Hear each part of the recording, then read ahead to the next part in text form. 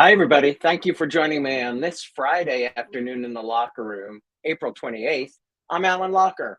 The co-founders of the Indie Series Awards, Damon Jacobs and Roger Newcomb, are here today to discuss their love of soap operas, working on We Love Soaps, and the recent 13th annual Indie Series Awards. Roger was the editorial director and creator of We Love Soaps from 2007 to 2018. He created the Indie Series Awards in 2009, originally known as the Indie Soap Awards, to celebrate the best in independently produced entertainment created for the web. Damon Jacobs is a licensed marriage and family therapist in New York and California. He grew up loving soap operas and worked with Roger on We Love Soaps from 2009 to 2013, during which time he co-created the Indie Series Awards. His work today is focused on integrating mental health with HIV prevention and discussing sexual health on national and local media outlets.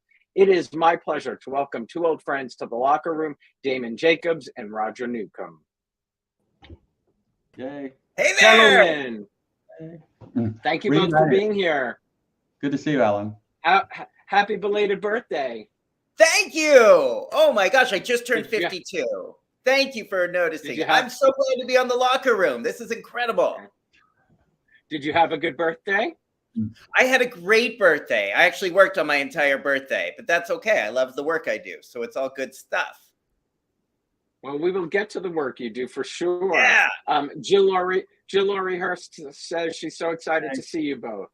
Hi, Jill! I want to do lunch with her soon. Oh my God. Talk about the great writers. Oh my God, let's talk about some great writers. I would love to have lunch with her as well. You know, yes, we just have to go to her city. How did you two first meet? Well, we met on we met on MySpace, I think, back in like 2007. And it was like, I think a lot of us grew up as gay boys who thought we were the only ones who ever watched soap operas as kids. And then because of the internet, we were able to start to find like, wait, here's this other amazing person. And he grew up watching soaps too. And I grew up watching soaps and you grew up. And I think that's where Roger and I started bonding. Like, oh, you watch soaps? I wasn't the only one sitting like in my living room, like trying to keep the volume down so nobody would know that I was watching soaps all day at home. And Roger and I just bonded because we like have this shared history and this shared love and respect for the genre and all the people who worked so hard to make it happen. And then we finally met in real life. I remember the date. Do you remember the date, Roger? The first time we actually met in real life. Was it your birthday? It was November 1st, 2008.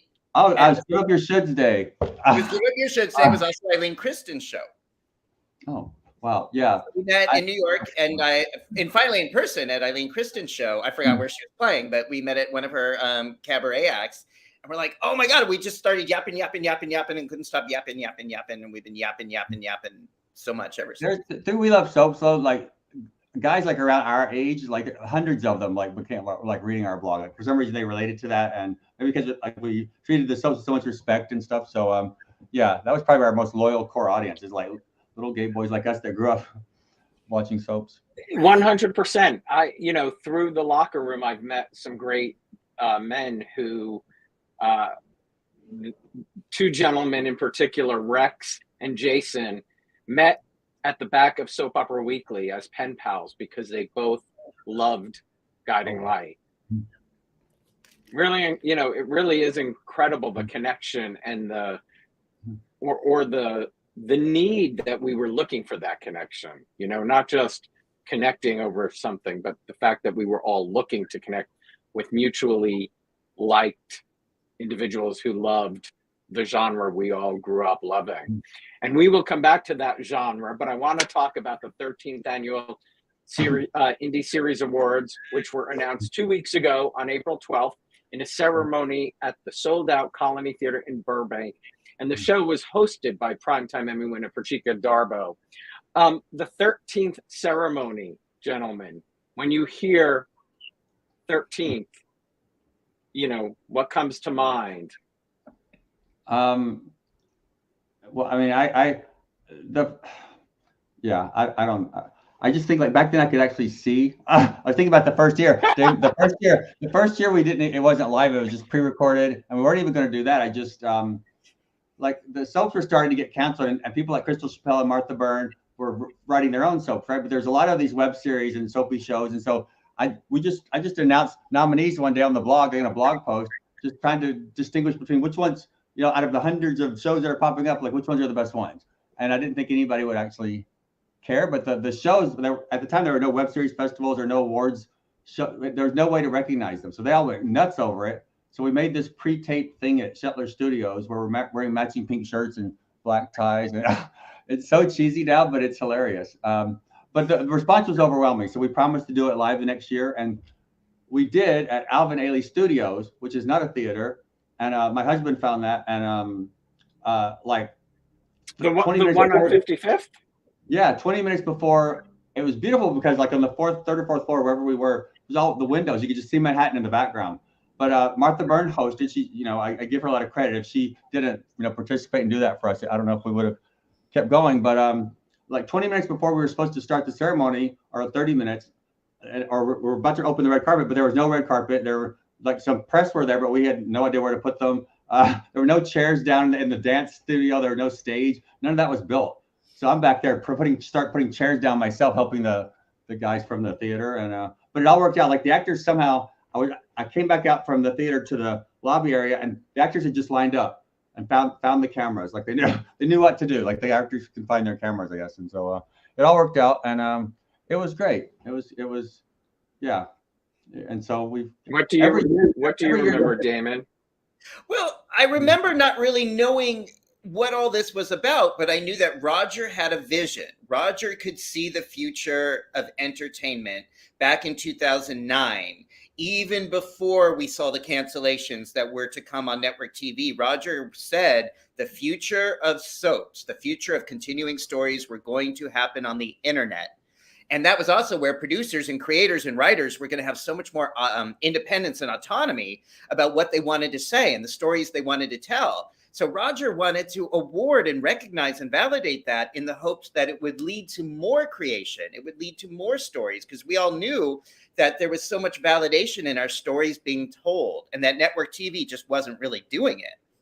So he saw, let's do this. Let's award this. Let's honor this. And like he said, we just put together this ceremony back in 2010 where people sent in clips, and they sent in clips accepting awards. Now, at the time, that just seemed very piecemeal. But if you looked at some of the award shows during COVID, they did the same thing. They were just like shows of people giving out awards, accepting awards, and already sending in their clips. So I just keep like, every time I think Roger's like, what are you thinking about? It's like, oh, he's telling the future. Roger sees the future 5 to 10 years before the rest of us do. Even that first year, even like Robert Townsend made a video for us, like, because we awarded his show. And so like everybody was really into it because there was no way to be recognized at that point. But it was, and then when we did the first live event at Alvin Ailey, it was just so exciting. It was so on the cusp. So many of the actors that had still been working on daytime came out to show up for this, but so many independent producers like Anthony Anderson showed up as well to be there, to share in this moment. And it felt so much like this really interesting creative community was forming. And I still think that's what has carried this ceremony and really still feels present in the 13th year this year, that it's just like this group of artists who are like, hey, we all have something in common. We all see creations that can be better, and we all want to work hard to make it better. Let's do that, and let's support each other in that process. We've had a mixture. We've had a mixture of, soap stars. We've had Oscar people nominated for Oscars and won Oscars and Golden Globes and Emmys. And what tends to happen is, like, the more famous people come to me after the ceremony and say, could you introduce me to that guy from Maine? Because I really like those clips of his show. And so they usually leave impressed with the people that are more unknown. So, which is great. And then they get jobs on those Interesting. shows. I'm going to say this out loud for an off-camera conversation. The three of us need to produce a series, and I know what the series is. So just remind me so I don't forget. All right. Talk about this year's awards. Talk about some of the winners. Talk about what you've learned in all those years. The difference of the April 12th ceremony and you know, where you feel you're at today and where you'd like to see it continue to grow. I'm such a perfectionist. Like every little thing that goes wrong, like the light is 1 centimeter off, like I'm going crazy and nobody else notices that's happening.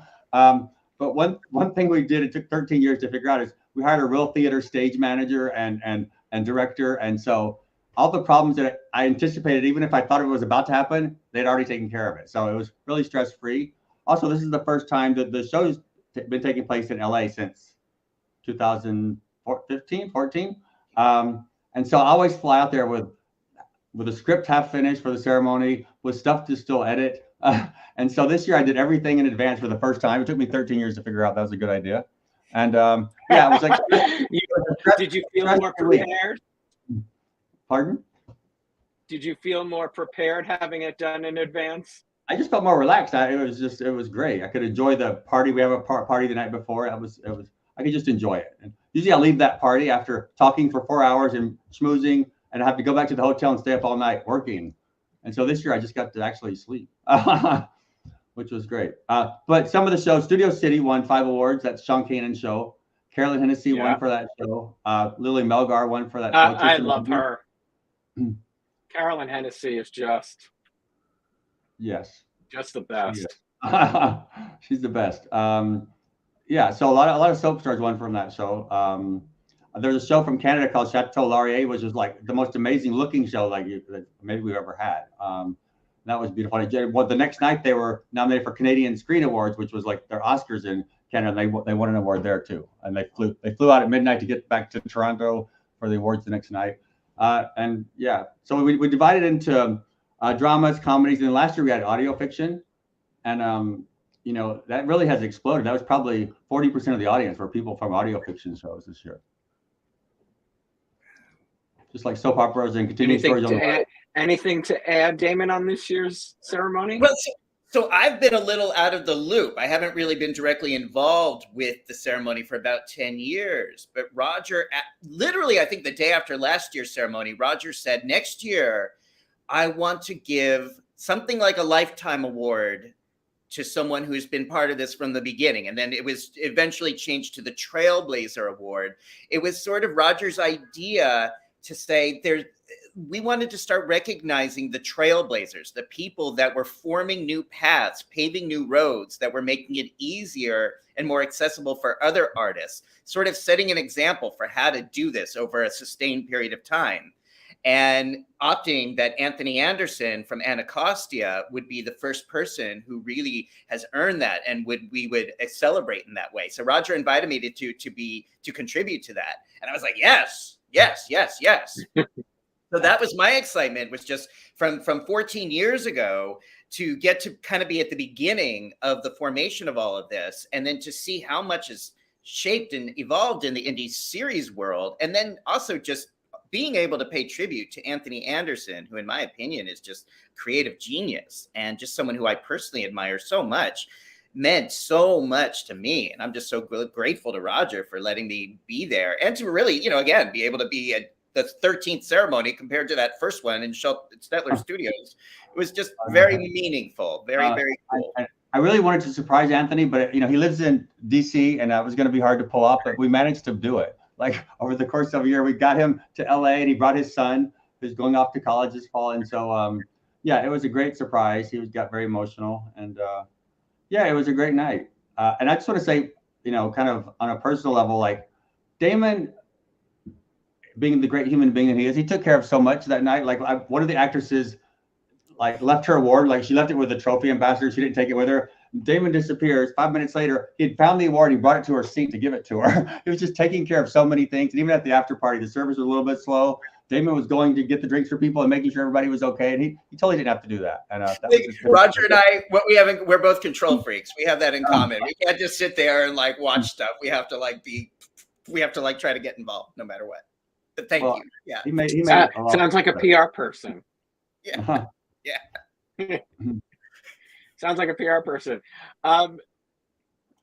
The idea, was it really the idea back in 2009, you know, seeing the demise of soaps, or is that really where it stemmed from for you, Roger? I had produced Well, from 2003 to 2009, I produced this radio show. Now it'd be like an audio drama. Like I was kind of inspired by the old radio soaps. So I produced 900 episodes. It aired on some AM radio stations and like Live 365, like the online radio thing back in the day. And now that would be kind of cool, but back then it was just kind of lame. but I produced that, and I produced a full-length film, which, you know, I that's not my background, so there were a few sound issues, but it was still like I totally learned how to do it, and I felt the kinship with like indie producers. I kind of know what they go through without a budget, you know, doing this on just from the love of the story without a budget. So I interviewed these two guys in June 2009, Greg Turner and Brian Houston. They created this show called Empire, not the Fox primetime show, but a different Empire that starred Lauren B. Martin and a few others. And something about them, like it just kind of reminded me of myself producing my first thing. And I wanted to support them and support other people like that. So I just kind of decided I want to support these indie shows even more, do what I can. Because we had a very good audience at that point for our interviews and different things we did for We Love Soap. So I thought, let's take that audience and introduce them to these other shows.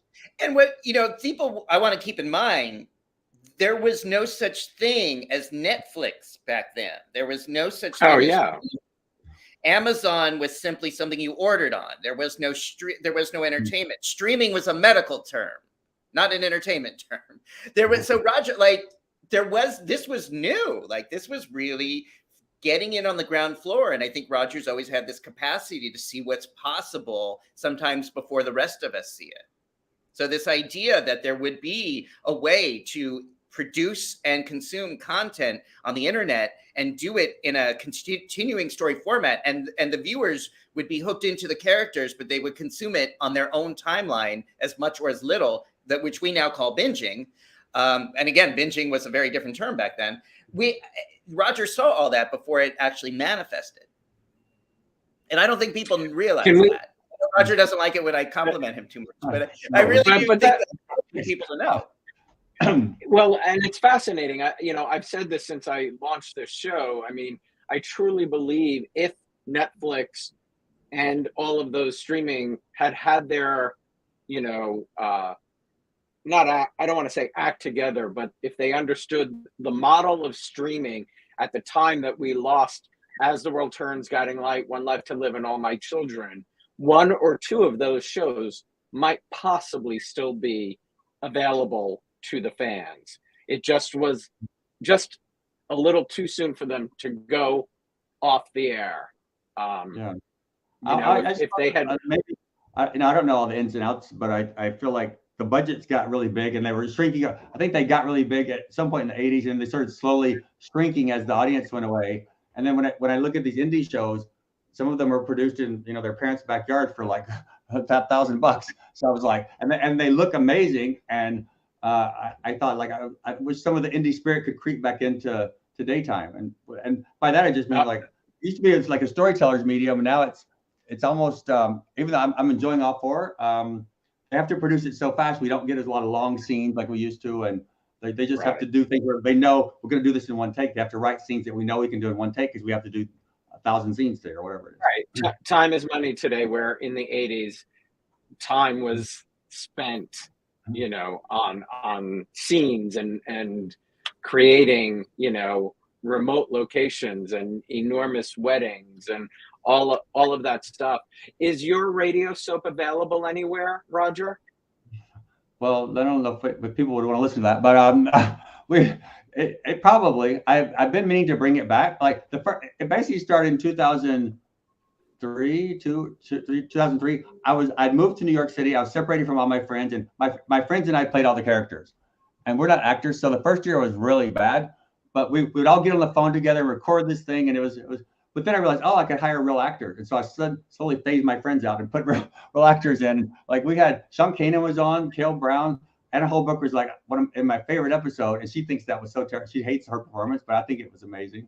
And it became pretty good after a while. I just got too busy to continue, but it was about 900 episodes. Oh wow, that's a lot. That is an enormous. Just one more thing about the award. Because Liz Hubbard just passed away,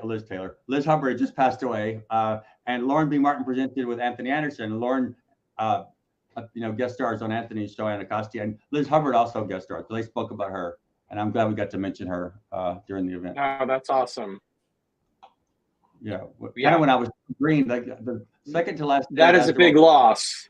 Yeah, second to last day of As the World Turns, I was in the studio in Brooklyn interviewing Liz Hubbard out in the lobby. We just kept going. Like it was just so amazing. I could have done that forever. I was so happy.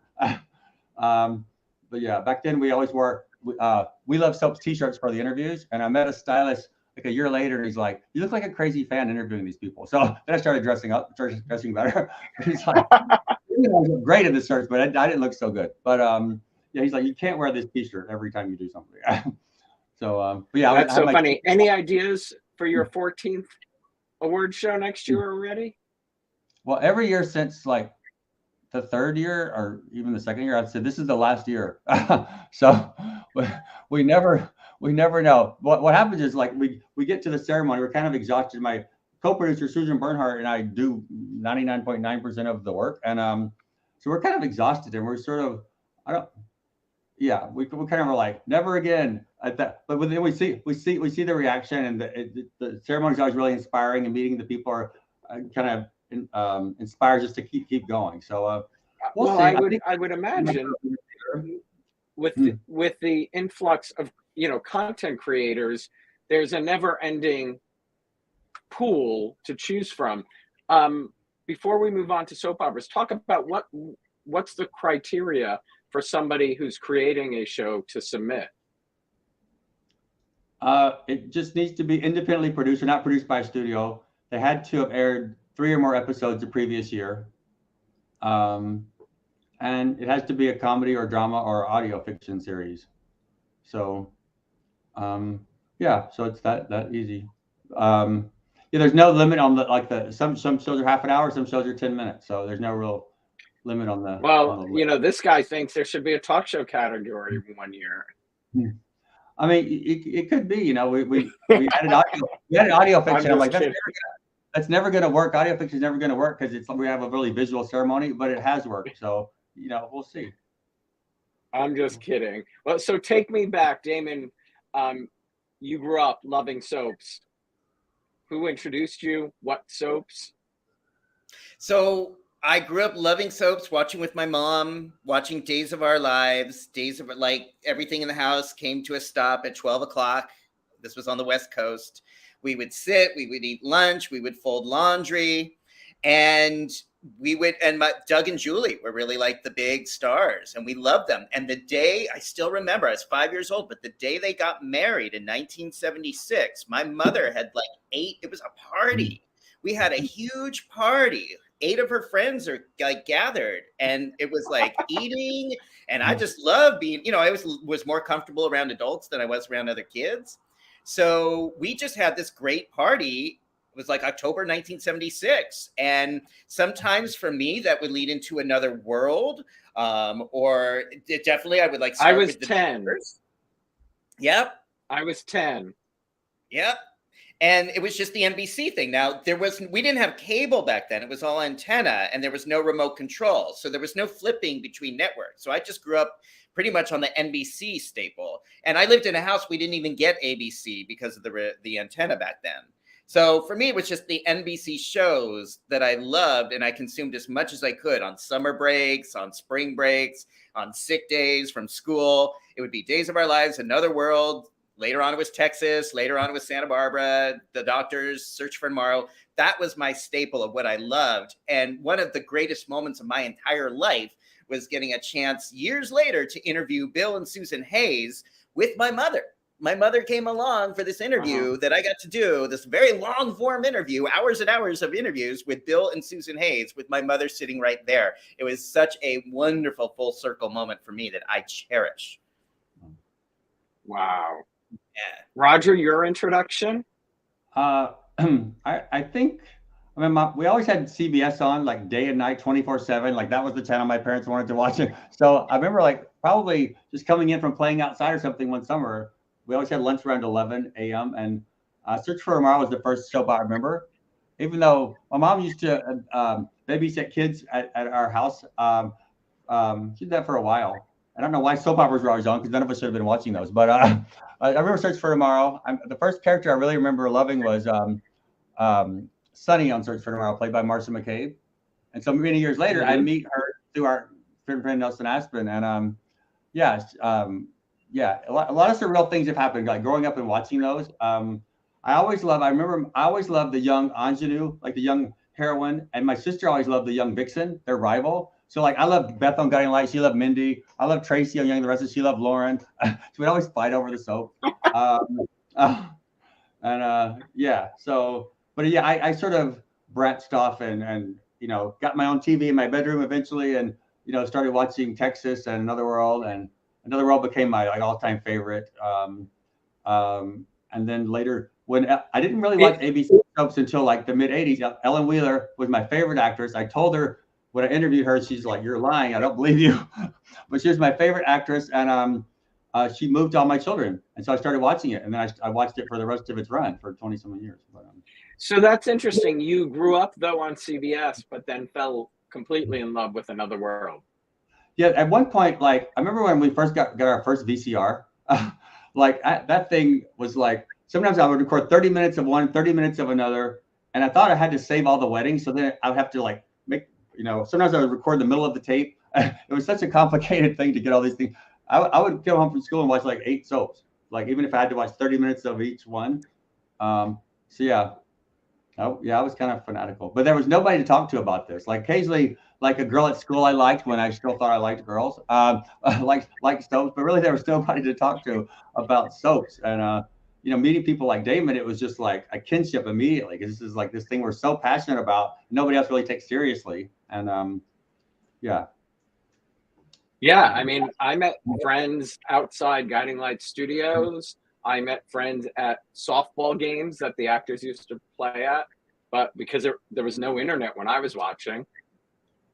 I would have never dreamed as a little kid in my small town in Tennessee that I would actually meet these people. Like Lily Snyder would host my award show. Like there's just such a crazy thing like that happened. And it's insane. It's insane. There was that moment at one of Susan Lucci's book signings when we were all there as press, and we're all just standing there trying to get her. And she walked right up to me and started talking to me because she remembered me from a different interview. I'm like, oh my God, this is unreal. Susan Lucci, Erica Kane chose me and my microphone. I was wearing a suit and tie though. I wasn't wearing the We Love Soap shirt. Maybe that's why she did it. But that was just like, it's just this weird part of my brain that had trouble connecting that these people I grew up watching and loving on TV actually know who I am as a person. It was this colliding of weird universes. And again, just being like a boy growing up in the 70s and 80s, loving soaps and feeling ashamed of that, feeling embarrassed about that, feeling like this is something I have to keep secret. This is pleasure. This is good. Something I love that I have to keep secret from the rest of the world because it's embarrassing. It's shameful. Now at this point in my life, to be able to say that out loud, and because of Alan, because of Roger, and because of the internet, have so many other people that I can share that joy with, has really been transformational. When the term soap opera first came on, or first was invented, they tried to call them washboard weepers for a while. That didn't really catch on. Then soap operas. Erna Phillips hated that term because she thought it's just a way people describe them in a negative way. So she hated them being called that. And but now everything. We did We Love Soaps intentionally to rebrand that, to shift our thoughts about that. Yeah, and everything now is continuing story. I feel like everything has become a soap. They just everything, right? Everything, 150%. I heard you say earlier, Roger, you still watch all 4. Yeah, so by the time I finished We Love Soaps and I started this blog called Serial Scoop, and I was too busy to kind of maintain it, but I wanted to kind of still do interviews and not necessarily to keep up with the news or whatever. I kind of like lost my enjoyment of them, and at one point, probably 2018, I wasn't watching any of them really. Like I might see them occasionally, but I wasn't really paying attention, and so I might be getting the years wrong, but at least by the time COVID came around, and I had nothing else to do, but I started watching them again, and I knew nothing at this point. Like I didn't know, before I knew all the spoilers, I knew all the actors, I knew who was like an asshole behind the scenes, and who was what was going to happen, and I knew everything about it, and it was just I couldn't really enjoy it because I knew this person was leaving the show 2 months before they got murdered, and so I don't read anything about soaps. I have no idea. So when somebody leaves the show, I'm like completely shocked and upset. Like back in the day in the '80s, I remember when Ellen Wheeler, I love her. She's never going to believe me, but when she left Another World, Jake and Marley got married. She tossed her bouquet up, and then the Monday that was her Friday. The Monday episode, her replacement caught the bouquet. It was playing her twin sister, and I was like, oh my God, she's not coming back. And so that's kind of like that to me now. Like everything's a complete surprise because a rare thing slips through, but mostly I don't know what's going to happen at all. And when we grew up watching, we didn't know the spoilers. A Friday would come around and you'd be, your mouth would be open, or you'd pick up the phone and call one of your friends who you did talk to soaps about and say, could you believe what just happened? And I remember November 1984 on Days of Our Lives on a Friday afternoon, half the cast gets on an airplane and the airplane crashes. And it was really done pretty vividly. Like they had screaming and crying. It was done pretty violently. And you didn't have any way of knowing who was going to live on Monday. And I didn't sleep that weekend. I mean, I was so consumed with what happened. That's how deep the shows were, the characters, and not knowing what was going to happen and how these people were going to survive, if they were going to survive. It's like you didn't have any way to know that from Friday to Monday. That's how they maintain loyalty and consistency over time. And that's something that they gave up at some point. I don't know why. I remember earlier that year when Hope on Days of Our Lives was going to marry Larry Welch, and then Larry raised the veil, and it was Howie Hofstetter smoking a cigar under the veil. And I remember running out to the front porch, and telling my family, oh my God, this happened. They're like, you should come out and play. What are you doing? It was a summer day. It was like, it was a nice day and everybody else was outside. And I'm like watching Bo and Hope. I'm like so into it. I don't know. I didn't know anything about love and I used to write. I think that, I got lost in some movies or whatever, but I used to write my own soaps back when I was 11, 12, 13. And I would love to read that now and know what kind of how I perceived it, how I perceived love. And I was writing about triangles and I had no idea what I was talking about. But yeah, I was really invested. My mom, years later, obviously I got into it with her. My siblings, I have two sisters and a brother. They all still watch Young and the Restless. I think that's oh wow. Just watches Days of Our Lives. She uses my Peacock account. Don't tell the Peacock. So I watch Days of Our Lives. But years later, like I'd moved away from Tennessee to California. I come back home. I'm trying to watch my soaps. My mom's like, "Why are you watching that stuff? Like, where did you get that?" I'm like, "You totally got me hooked on this for life." And so she did. She's kind of stopped watching them after a while. But my siblings and she got us hooked. Yeah. So the spoilers. You still watch it? Yeah, I mean, but I think the spoilers, Roger and I once listed like all the mistakes we thought soaps made historically, and the spoilers were one of them. Like when they started giving out this information months ahead of time to the press about who was coming, who was going, it really, I think, again, kind of disconnected a lot of loyalty and involvement, engagement from the audience. But yes, I still, I got to watch Days. I subscribed to Peacock. I got the whole subscription without commercials because I wanted to support the show. And, Peacock's pretty cool. You've got like every Law and Order episode ever, and Little House on the Prairie, which was another show that I loved that became serialized after a period of time. It started episodic and then really gained momentum once they started to serialize it and soapize it, Little House on the Prairie. So I had never seen it. You've never seen Little House on the Prairie? We got to get you. Oh my goodness! Well, if you got a Peacock, no, my husband did during the pandemic, but I had not really grown up watching it. Really, I love it. It's really well done. We started from the beginning and watched like the first few, and I was really impressed. I mean, for a show like that, it continued. That was serialized storytelling. It became serialized. So the first few seasons were episodic, then it started to become serialized, and then it really took off. Kind of like what Melrose Place and 90210 would do later. They started episodic, and then once you got people invested in the characters, you could go anywhere with the plot, and people would follow you. I think that's what soaps tend to forget that they need to do, is to have people invested in the characters. Give us a reason to care about these characters. And once you do that, we'll follow them into outer space. We'll follow them onto the New Island, the Damaris, whatever. Microchips in their brains. What's that?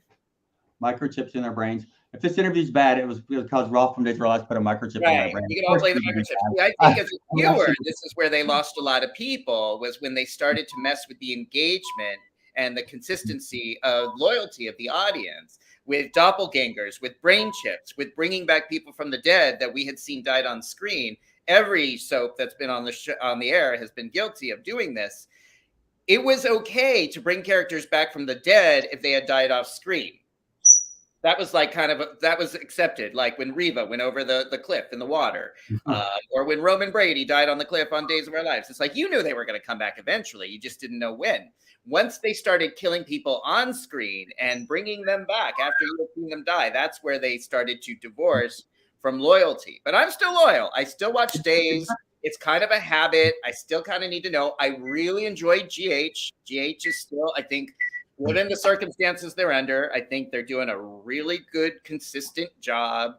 Interesting storytelling. They often reflect current events. They often have characters who sound like they're talking in the year 2023. I think the young people are written really well. I think they use the veterans really well. The storytelling gets sometimes not consistent, but I think that's sometimes reasons beyond. I think there's a lot of budgetary reasons why the storytelling is not consistent. But I think GH overall does a really, really great job of putting together a 60-minute show, and actually, 43-minute show or less on a regular basis. So yes, I'm still loyal to these shows. I grew up with them. I don't give them up that easily. If you hear noise in the background, it's my parrot. Marlo. Well, that's quite all right. Roger, she has something to say. She wasn't happy with today's she's trying to weigh in. Well, Roger, so many people loved We Love Soaps, which you created in 2007, ran the site for 11 years. Where did the idea for We Love Soaps come from? What was that journey like? I will admittedly say thank you to both of you because you have helped with preparations for interviews on the Locker Room because of what is up on your site. So I am grateful. But take me back, Roger. I have no idea. I think I was discussing soaps on like message boards and things. I just sort of wanted. I wasn't thinking it was going to be a news site. I just started posting my opinions on things. I was doing like my radio soap for a while. I was trying to promote that as well. And then like just a few months after I started, like I think it was NBC contacted me to do an interview. And I'm like, what? I don't interview people. I work for Sun Microsystems in Silicon Valley. So I said yes, and I started doing it. And we interviewed hundreds and hundreds and hundreds of people. And one thing that I'm doing now is trying to just archive all those. I'd love to release like a book of our interviews. Because over the years, like we obviously didn't post, print everything that was said. And you have to edit. But even though we had like 20-part interviews that went on for days and days, a lot of really amazing things were said off that we didn't include, and they weren't necessarily off the record. But if we always thought, and this probably hurt our readership, but we always felt we never wanted to hurt any of the actors. So if they said something we thought might be scandalous, we deleted it for them. And so we never ever did anything to kind of, some crazy things were said over the years. But that earns respect, from them. That earns you've earned respect from the people you interviewed. Talk about both of you. You spent so much time there. Some of your favorites. I mean, I know you just said, Damon, Bill and Susan with your mom, which is amazing.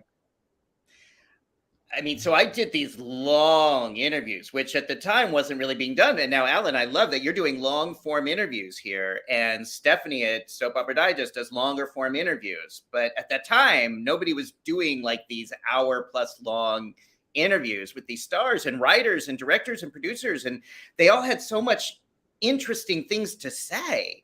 so I was so glad that I got to sometimes be the person to ask them questions that nobody else was asking.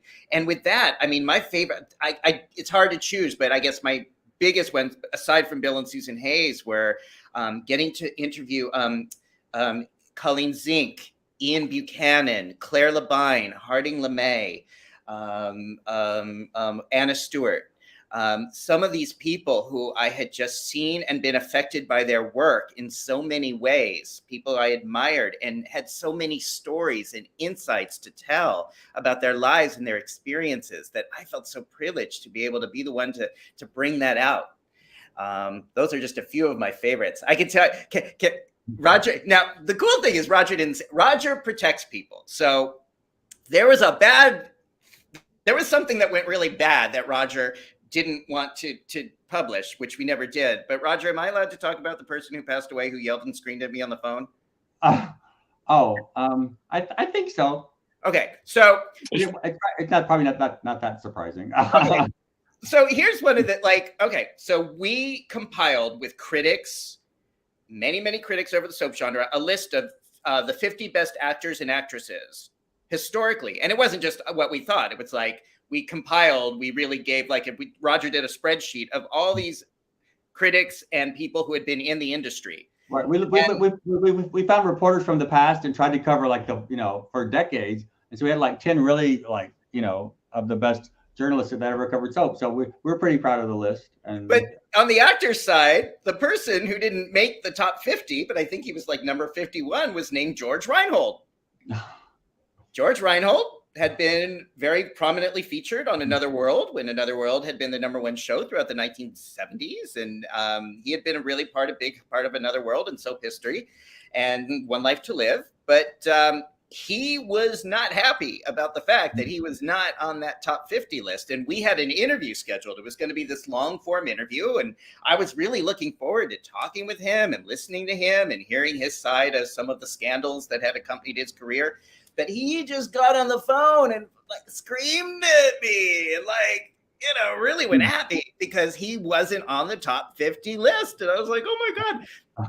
And so, Roger was like, well, we can't publish that, but I kind of wanted to, but we can't. That was one of the not so great interviews, but it was kind of great because he was so riled up. But that was him. That's a true George. So, and Roger, some of your favorites? I don't want to say her name, but a legendary actress I interviewed once, and we had a great conversation over the phone. And then 30 minutes later, she called me back and said, you're such a nice person. I wasn't completely honest with you about something. And then she called me back 30 minutes after that and 30 minutes after that. And it ended up being this fascinating story that somebody needs to know someday. But about why she left her legendary soap at the time and whatever. But yeah, that person who name I can't say. Anytime I talk to Kim Zimmer, because I love her, I met Kim Zimmer 2002 at the Jets football game. My Falcons play here against I think it was against the Jets, and she was sitting right in front of me. And I was like, oh my God, it's Ricochet. And so we always talked about football after that whenever I see her. I remember I love talking to Lynn Herring. I remember I was told to call her at 5 a.m. her time. I was like, oh no, they're gonna yell at me if I call at 5 a.m. And I called her at 5 a.m. and she's like, oh, hi, I just finished feeding the chickens. And so we had this long conversation after that. And the longer interviews, sometimes we would interview a 16-year-old who maybe didn't have as much to say. And those, I love interviewing people that were kind of maybe retired from their show and they had nothing to lose because they'd be totally honest with us. And sometimes people would people that are still on the shows, they kind of give you the company line and they can't really say, well, that sucked last week. I really hated that story. But once they're off, they can say anything. So, and you've had some of those, Alan. You had some great interviews. But yeah, there's not many left, where they're held accountable. So they can speak freely. There's some people I kind of want to keep my tongue. Some people I want to talk to do the kind of interviews that we used to do. I don't think they exist for some people. Or if they do, they're so far in a print magazine archive from 1970 that we've never find them. So I would love to. There's a few people I still want to look up. One of them is Lenore Kasdorf. She's not that old, but she was as a kid, Rita on Guiding Light was one of my favorite characters. And I've never actually talked to her. Mine too. She had initially said yes and then sort of ghosted. I don't know why. My God, Lenore, if you're out there, tune in now. Like Tiger. I know. Hey, Roger, one of the fans is asking about the PNG DVDs. So yeah, that I kind of just looked into this job where I was editorial director of Soap. What was it called? Soap Classics. It was a company. I think it was a company that was involved with Saturday Night Live, but they had like a little spinoff and they called it Soap Classics. And I was asked to be editorial director, so I would we'd talk about themes for DVDs like Luke Snyder. I want to do like a Luke and Noah DVD. I remember at one point, and Procter and Gamble said, no, you can't do that. It has to be just Luke. So that was like a thing after the non-kissing thing. So we come up with themes and we pick episodes, but it was cool because you had to know the episode number to pick the right episode. And I remember the first thing I wanted to do was Roger Thorpe in the Hall of Mirrors, February 1980. He's chasing Rita, Lenore Kasdorf, who was like 9 months pregnant, around this Hall of Mirrors, and he's dressed as a crazy clown. But the entire episode, Enough is Enough by Donna Summer is playing. And so that's the first episode they got nicked. And so over time, I realized like, oh, wow, like 80% of my favorite episodes that I would love to put on DVD have music in them that we can't use.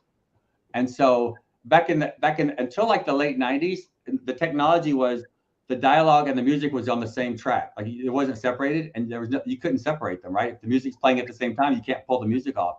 And so people were using like Michael Jackson's songs. All the songs in the top 10 you would hear, 1984 on Guiding Light almost every day. Somebody at Company, the scenes at Company, they're playing top 10 music, and so a lot of those episodes could never be seen. I think what happened, I don't know for sure. I wasn't totally involved. I think one of the episodes we released had some music that didn't get cut, and because you have to pay hundreds of thousands of dollars for rights to a song, that could just scrap all your profits and ruin the whole thing. So unfortunately, that's probably why we'll never see Santa Barbara anywhere because of the music. But probably why we won't see World Turns or Guiding Light for the same reason. By the late 90s, I'll say two other things. By the late 90s, they fixed that problem, right? So you would see, or like when SoapNet came along, you would see One Life to Live in the afternoon. They'd have a great song that you knew, and then when you watched it on SoapNet, it would be kind of a song that kind of sucked because they bought the rights to it one time. But P&G really, their records were kind of not that great, and so I think they didn't really even have copies of the files where they actually bought the rights to use it the first time. So like show me that you had the right to play that in 1984. So they didn't have records to show that they ever purchased the rights to the song. I'm sure they did, but what Soap Classics had done though, what we were planning on doing, like around the time that the plug was pulled, is we're going to release 1 month of episodes from World Turns and Guiding Light every month. So you could, whatever subscription fee you would pay, you could get like 25 episodes or whatever, a month's worth of episodes. You'd get like August 1979. The next month would be September 1979. Because we had up until they weren't keeping the episodes until like August 1979. So in the archives before 1979, you get random episodes that somebody saved, but many of them weren't there. So I would but we're going to release those, and so they digitized. They're on reel-to-reel tapes, right? So I would have to know the episode number. So Roger Thorpe in the Hall of Mirrors, what the heck episode number is that? 7,005? Who knows? So a lot of times I was way off, and they would pull a bunch of tapes and have to watch them all. I'm just sitting there like, you have to go faster. I'm like, no, I'm just going to watch all this. Yeah. So I'm watching the reel-to-reel tapes, and this isn't the one. And sometimes they get frustrated because I would have no idea like the episode numbers. Because like a lot of the websites, like even IMDb, like it's way off. Like whatever people have put on is way off. But they'd go to the warehouse, get the tapes from storage. We'd play them on the reel-to-reel, and then, but they had digitized like all of like 1979 to 1980. Like that was digitized and ready to go. And they also did like kind of, I think, or like a year, either like 1989 or 1990 for like World Turns and Guiding Light. Both those shows had like 2 years worth of stuff from different eras digitized, and that's kind of ready to go. Other than maybe music rights issues, and like the 79 stuff had no music. They weren't doing that then. So I'm not sure if that could ever, happen again. But what I fear is fans would love it. Is there anybody you didn't have the opportunity to interview that you wanted to, both of you?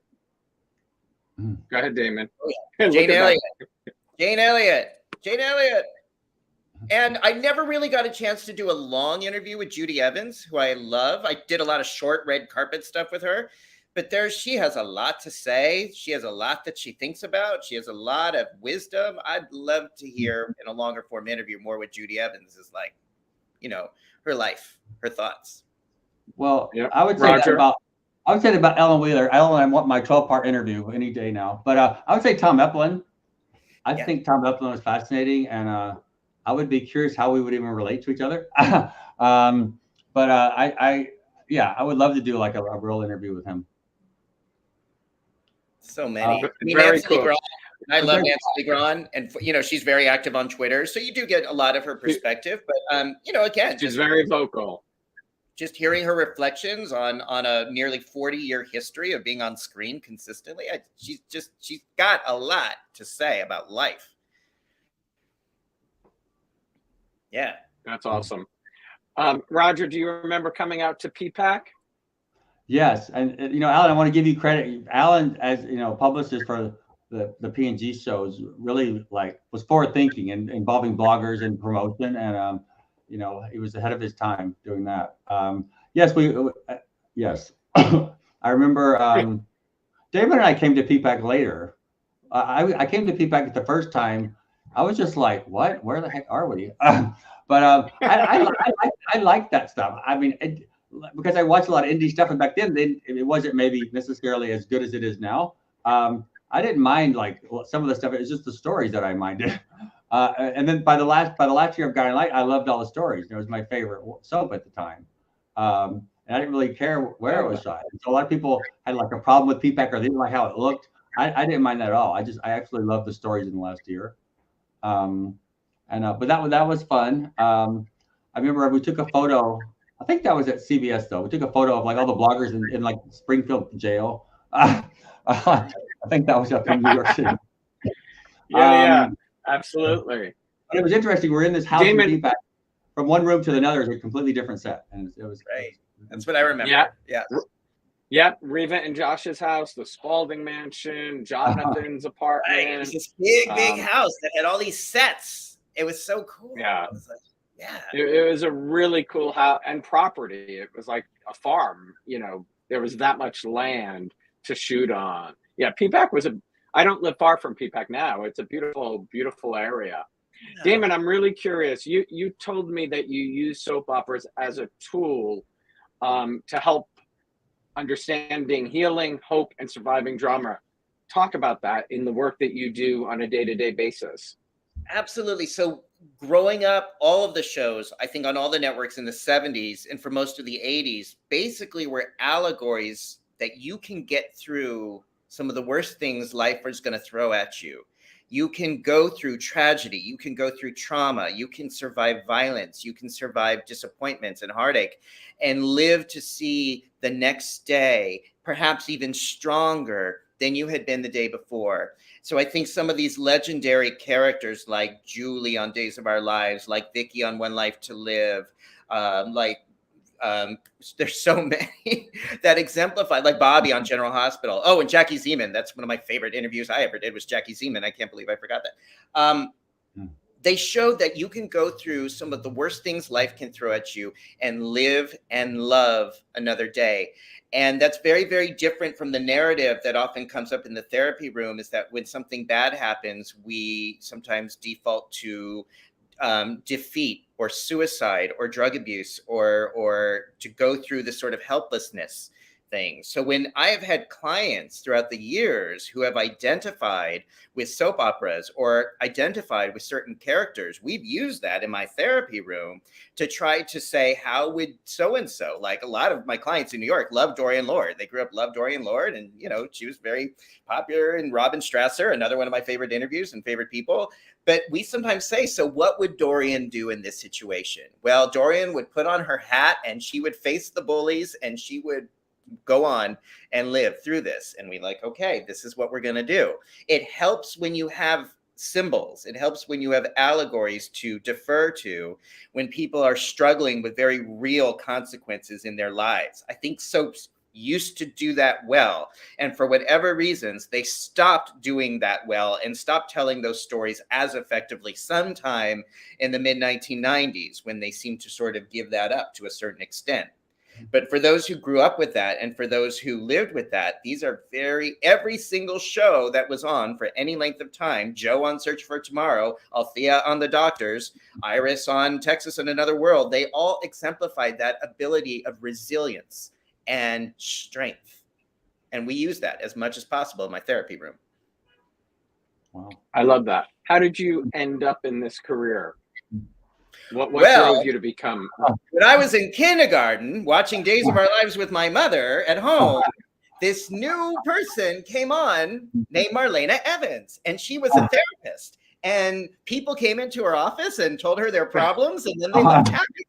And I said, I knew as a kid, it's like, that's what I want to do. I want to do what Marlena does, because she makes people happy and she helps people feel better, and she's beautiful and glamorous while she's doing it, and she has perfect hair. So it's like Deidre Hall, Marlena Evans became sort of my blueprint for how I wanted to live my professional life in kindergarten, almost 50 years ago. She's coming up on her 5,000th episode, I think on May 8th. So that's how I learned what a therapist was. And then, once I actually learn more about therapy, it has always been that instinct for me is to be part of a journey of someone's health and healing, and using storytelling or using fictional narratives when they're available to help with that process. Wow. Have you ever been able to say to Deirdre Hall, thank you? I told her.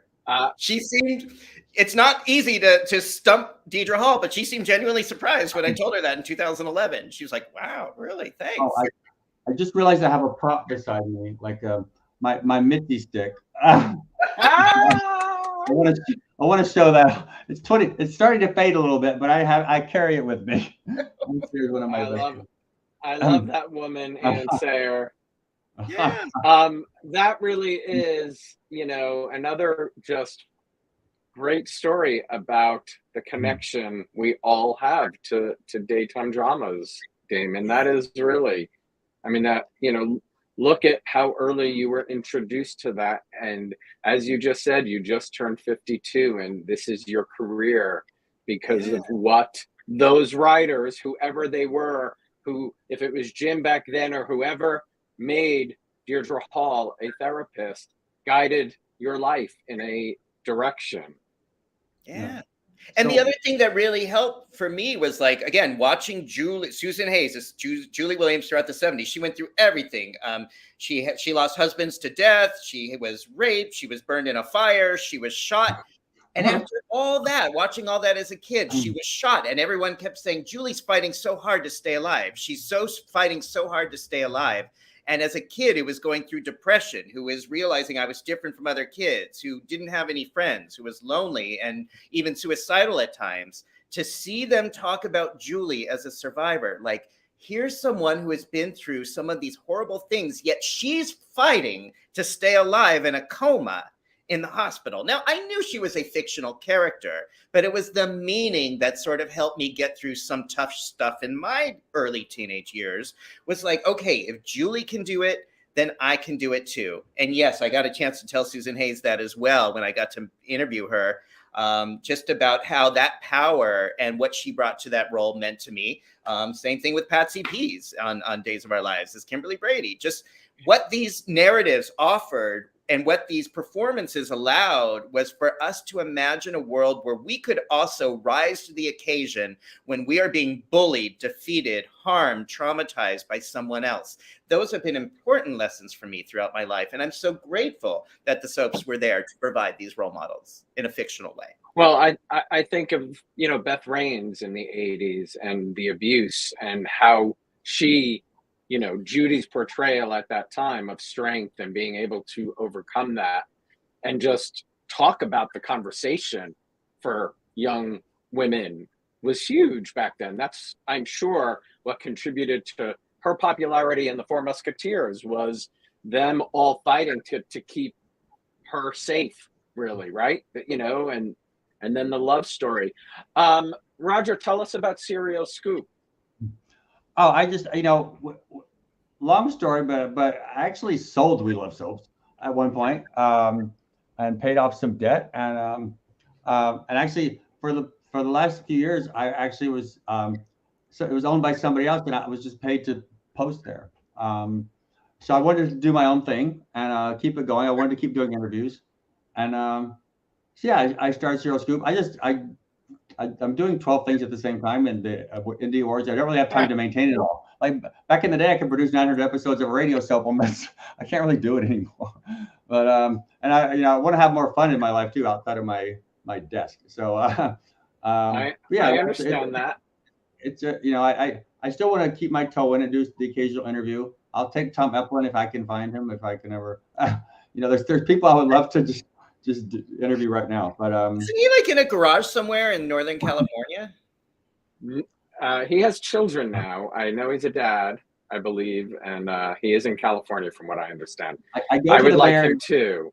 I'll be in the Bay Area in like 3 weeks. I'm going out for a nephew's graduation. You find him. Well, gentlemen, before I let you go, please tell me, Damon, about Tub Talks. Oh wow. This is way before Tub Talks. Yeah. So it is? This is actually, that picture was back from 2009 or 2010 when we were promoting We Love Soaps. But that was the same shower where I do my Tub Talks today. And Tub Talks came from this idea of saying, living in New York City, saying some of the most interesting people, artists, entertainers, educators, activists, AIDS historians live here. And wouldn't it be interesting to hear their stories naked in a bathtub? So I started inviting people to come to my bathtub in Brooklyn and sit down with me and have a naked conversation about their lives and about their struggles and their obstacles, and hear their thoughts on what they're going through and what we've been through with COVID and what we're approaching in this future of aging and sexual empowerment, just where people are at with that. But I didn't want to do interviews with clothes on. I've done enough red carpet interviews. I've done enough interviews where people have their guards up. Clothes are guards. And I think people, when they're naked, they're more vulnerable, they're more open, and able to really have a fun conversation. So if people want to see more of that, watch Tub Talks with Damon. There's almost 100 episodes ready now. Yeah, you probably want to see amazing. And Roger's been one of them. So you probably don't want to see this naked, but well, and to be clear, the interviews are not like naked. They're like yeah. But it's we are naked in the tub. But you are naked, and as you're sitting in the tub, like the rubber duckies are hitting you in weird places, and Roger, you did it. It was fun, right? I would do anything for Damon, including being naked. Well, yeah, I've been naked in that tub more than once. But yeah, anyway. We did a lot of work together for 4 years. But that original picture, I got out of that tub, watched the bubbles off, and walked 3 blocks to my third date with my future husband. He's like, "What have you been doing?" I'm like, "I love that. That's amazing." So, Alan, when you're ready, the bubbles are ready for you. The bubbles are ready for me. Okay. Yeah. Okay, that's a yes. All right. We'll plan it. You got it. Gentlemen, this has been terrific. Thank you so much. Congratulations. 13 years, really. That's quite an accomplishment. And keep it going. Don't quit, Roger. Don't quit. Keep it going. Thanks so much, Alan. Appreciate it. You gentlemen. Thank you, Alan. Thank you for everything you're doing to preserve our history and entertain people and give people some enjoyment during COVID and following. It's just, I think this is such a gift you've given to the masses over these years. It's been a gift to me as well. So thanks, gentlemen. Really, I appreciate it. Have a great weekend. It's a Friday, so enjoy the weekend. Thank you. Take care. Bye. Thanks, everybody, for spending the hour with Damon and Roger today. Join me next Friday when As the World Turns alum Todd Rotundi, who played Bryant Montgomery, joins me live. If you haven't yet subscribed to the YouTube channel, please do so down below. Click the like button and turn on notifications for reminders of all upcoming shows. And don't forget, you can download audio versions by searching The Locker Room on your favorite streaming platform. Have a great weekend, everybody. And as always, please, please, please stay safe.